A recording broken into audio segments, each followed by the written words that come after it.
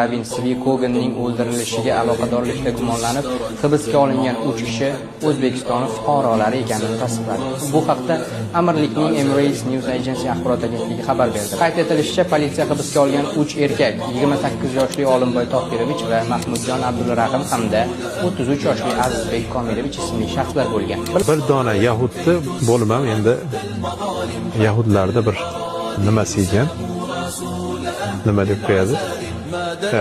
Ravin ekan, domlasi ekan, imom ekan, bir imom ekan. Shuni o'ldirganligi uchun bundan qo'rqyapti. Ashi tuxumi o'zi ushlab olmasin bu. Bu o'zbeklarda, yigitlarda shunaqalari bor ekan. Bu jonini tikib bo'lsa ham siqindiradiganlari bor ekan. Shuni ya'ni Hazrat Tramp bizga yordam bering. Ya'ni siz bosim qiling o'zbek hokimiyatiga. Bizga hech qanaqa hamla qilishmasin.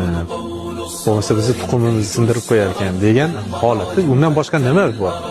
O'zbekistonda ular bilan chegara bo'lmasa, o'zbek millati yoki bir ular bilan kurashadigan harbiy salohiyatga yoki iqtisodiy yoki bo'lmasa aytaylik siyosiy maydonda ular bo'lmasa nimasida shunaqa bir rijollari bor ekan.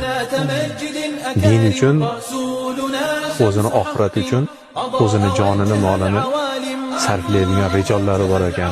Shular chiqmasin.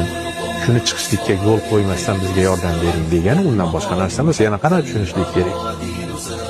Bir falastinlik ulamolar hay'atini kattalari bilan ko'rishganimda, kim u o'zbek bolalar deb tanimas ekanman desam, bilmas ekanman desam, shu bolalarni ko'rsam boshini emas oyog'ini o'pardi.